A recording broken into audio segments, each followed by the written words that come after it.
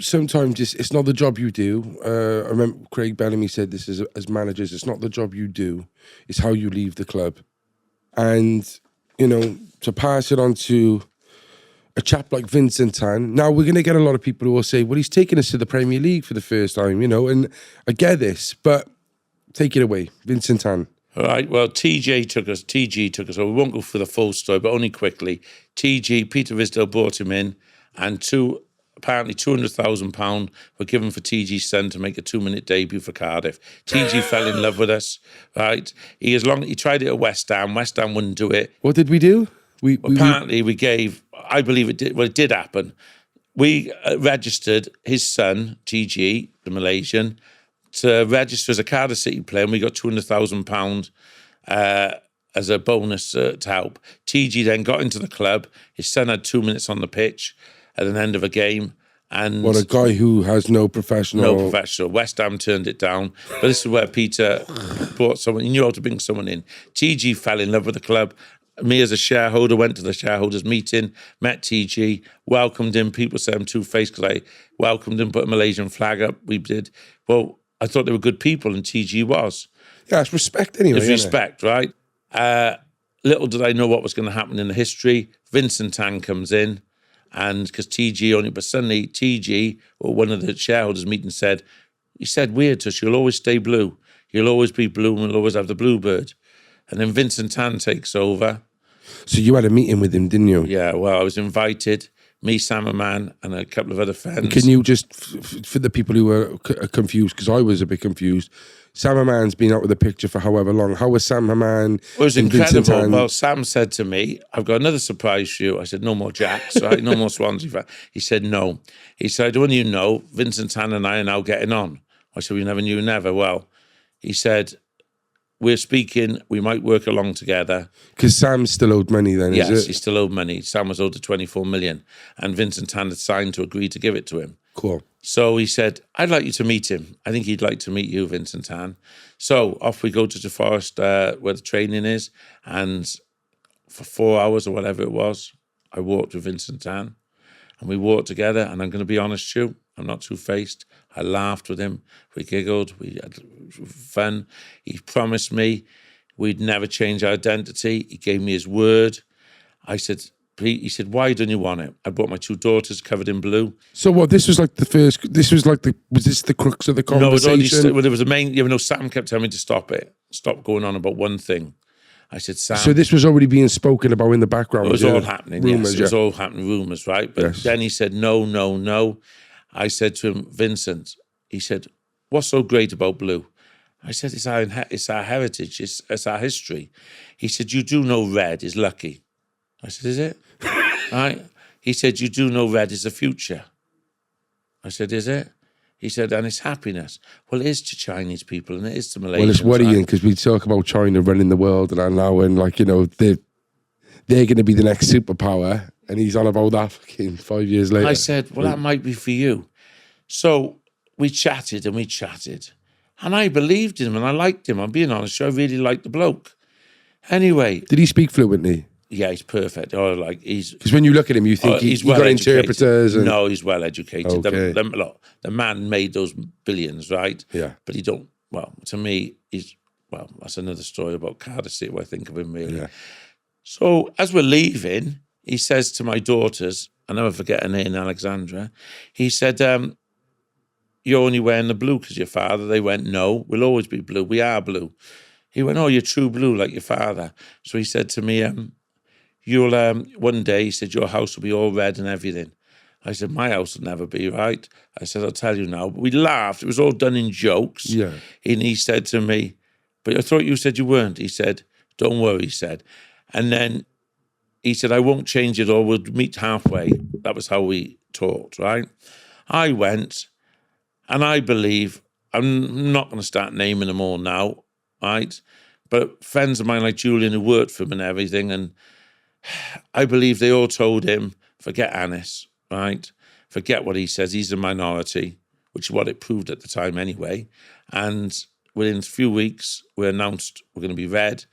I'm called to the emergency meeting. 13 fans are invited.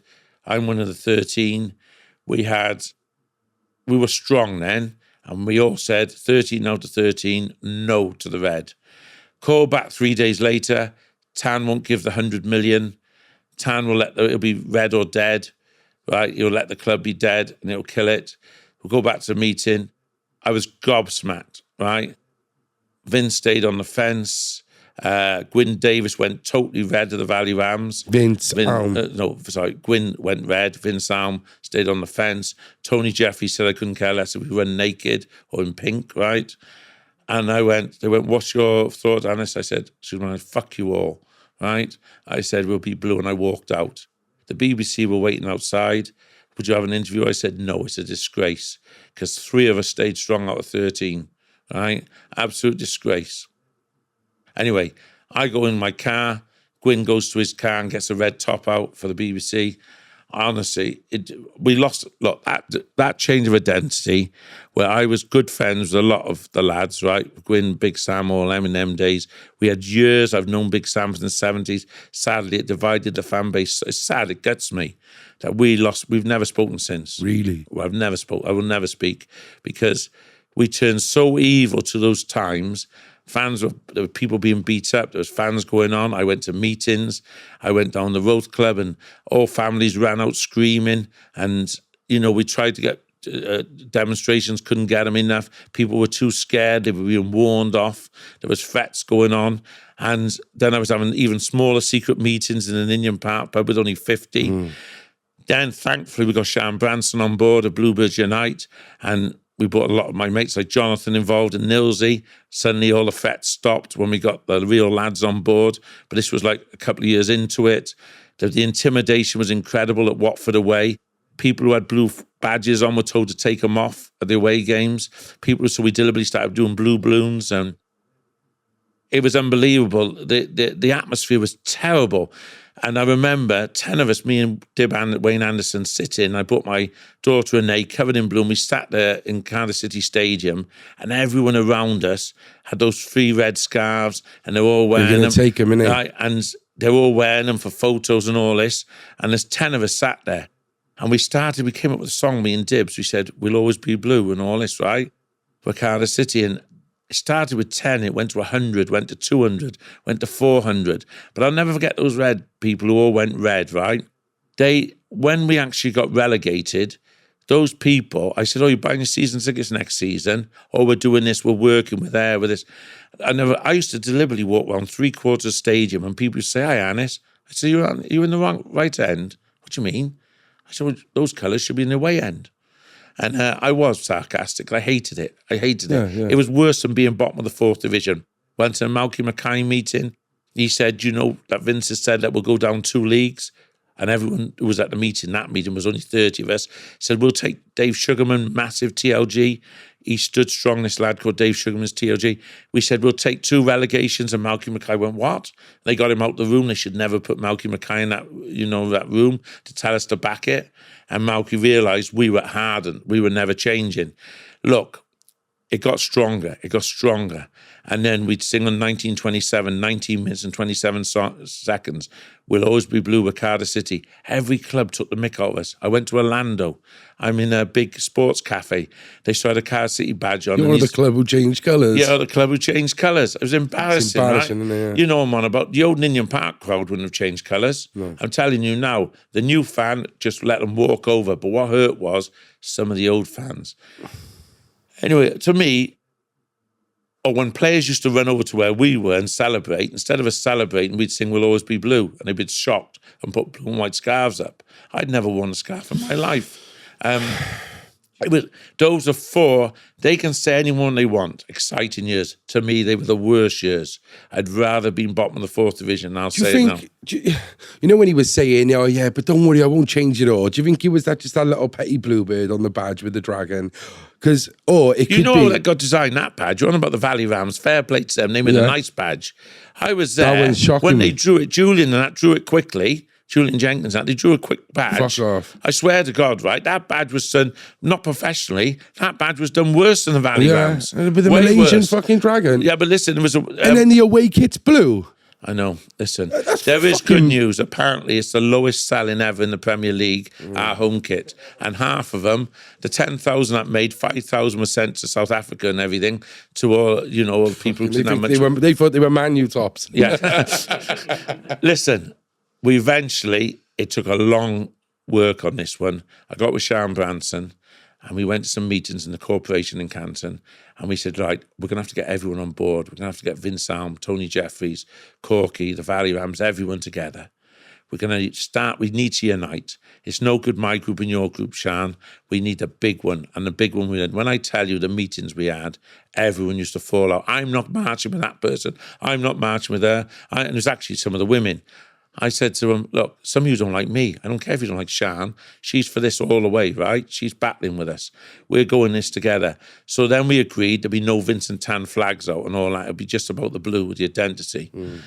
And right up to 48 hours notice, we're still getting parts of supporters clubs because we got something like 19 little ones from branches.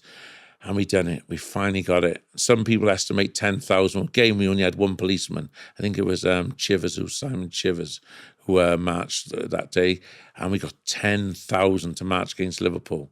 Not a soul bit of trouble, but 10,000 marched. And then I got in with the Daily Star in Malaysia, the only newspaper that Tan doesn't control.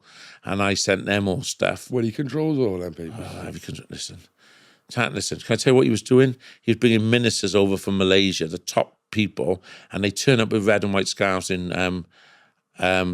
these Rolls Royces. So I'd stand in the way of them outside when they arrive, pull up the windscreen, no trouble, put a blue and white scarf across it, and then people say, this is everyone there, and everyone say, Tan's here. In the end, it used to take him 3 hours to get out the ground for security.